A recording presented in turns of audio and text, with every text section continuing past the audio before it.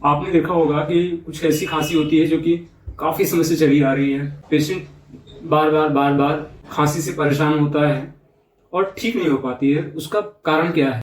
तो आज मैं इसी के बारे में आपसे चर्चा करूंगा कि एक विशेष प्रकार की खांसी जो कि ज्यादातर रात में लेटते वक्त में बढ़ जाती है और काफी लंबे समय से आ रही होती है, और कितने सारे सिरप पी लो, कुछ भी कर लो, वो ठीक नहीं हो पाती। कभी कभी सूखी खांसी आती है, कभी बलगम के साथ खांसी आती है, दोनों कंडीशन हो सकती है। तो आज हम इसी के बारे में आपसे चर्चा करेंगे दोस्तों। मेरा नाम है डॉक्टर के पांडे और आपका इस चैनल पे बहुत बहुत स्वागत है। अगर आप चैनल पे नए हैं तो सब्सक्राइब कर लीजिएगा और नोटिफिकेशन बेल को भी दबा लीजिएगा, ताकि इस तरह की इन्फॉर्मेटिव वीडियो में जब भी डालूं तो उसकी इन्फॉर्मेशन आपको पहले मिले। और अगर आपको अच्छा लगता है, आपको लगता है कि ये वीडियो काम की है और आपके बहुत सारे मित्रों में जिसकी भी इसका आवश्यकता हो, घर परिवार में, उनको आप शेयर कर सकते हैं ताकि वो लोग इससे लाभ ले सके।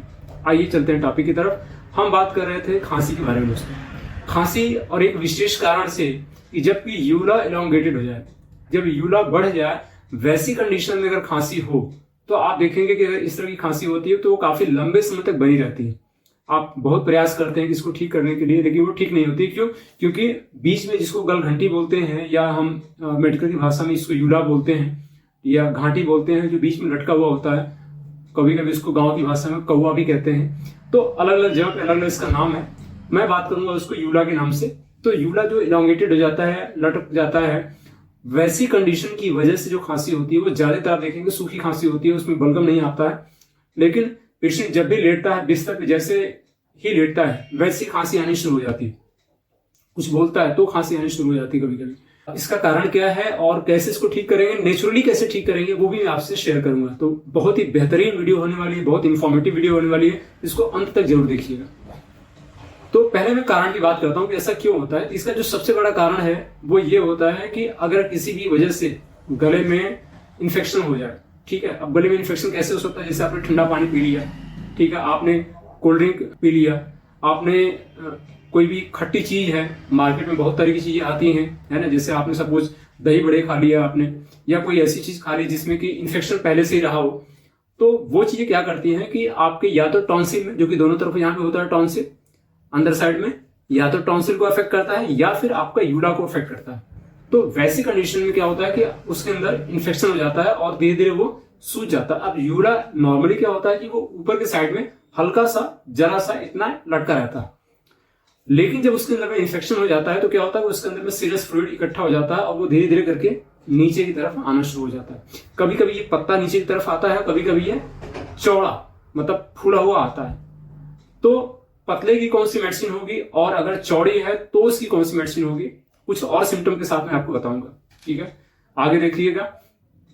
तो एक कारण तो ये समझ में आया आपको कि अगर उसके अंदर इन्फेक्शन हो गया तो वो फूल जाता है और कभी पतला लंबा सा हो जाता है, ठीक है।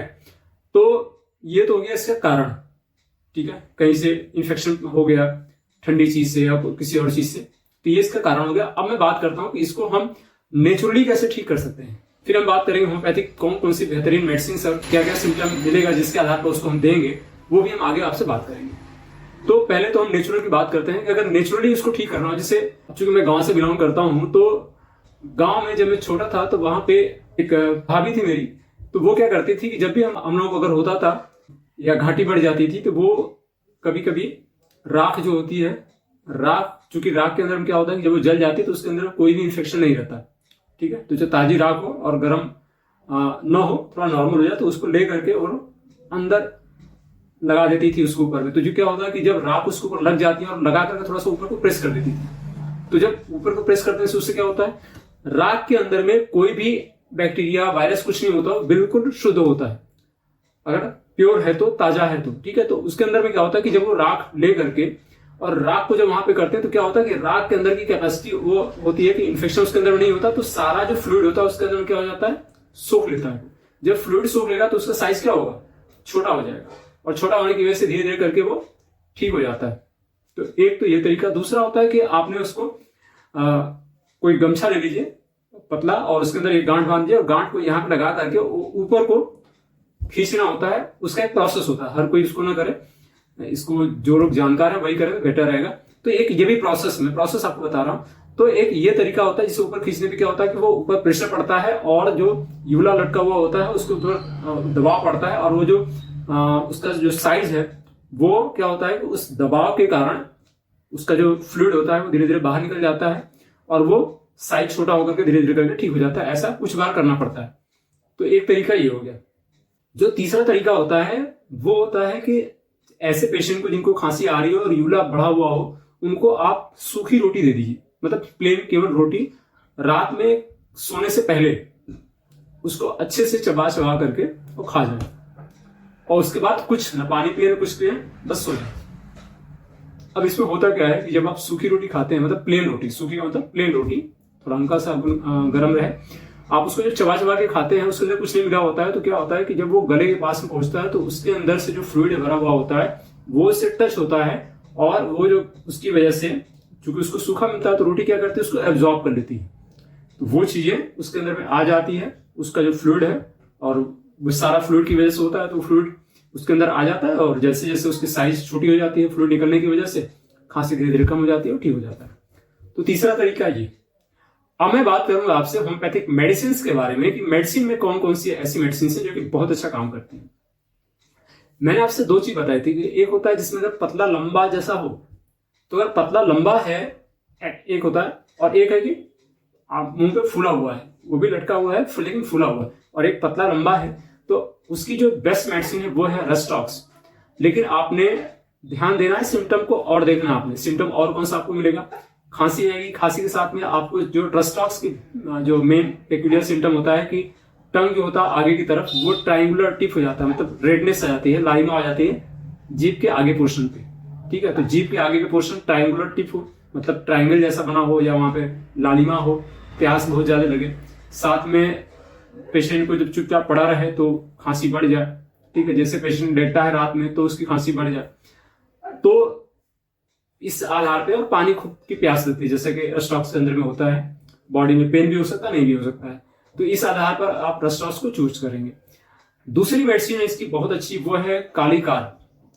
कालीकार और कालीबाइक्रोम दोनों में लगभग समान होता है, दोनों के अंदर में इसमें सिम्टम पाए जाते हैं। इसके अंदर में आपको जो मैंने बताया कि गोल गोल जो हो जाता है वो उस टाइप का सिम्टम आपको मिलेगा, लेकिन इसके साथ में एक चीज और आपको मिलेगी कालीबाइक्रोम का या कालीकार का, कि उसके अंदर में जो आपको सलाइवा मिलेगा उसके अंदर में एक तार बनने जैसी प्रवृत्ति हो जाती है कभी कभी, जो सलाइवेशन निकलता है जिससे कफ निकलता है, तो कफ एक ग्रीनिश आपको टेक्सचर मिलेगा, हल्का सा येलोइश ग्रीनिश या फिर सफेद और हरे रंग का मिक्स वैसा आपको मिलेगा। और साथ में जो खांसी के बाद जो एक्सपेक्टोरेंट होता है वो हरे पीले रंग का चिपचिपा जैसा, ऐसे करने पे तार तार जैसे बन जाता है, तो ये बेसिकली पाया जाता है कालीबाइक्रोम के अंदर में।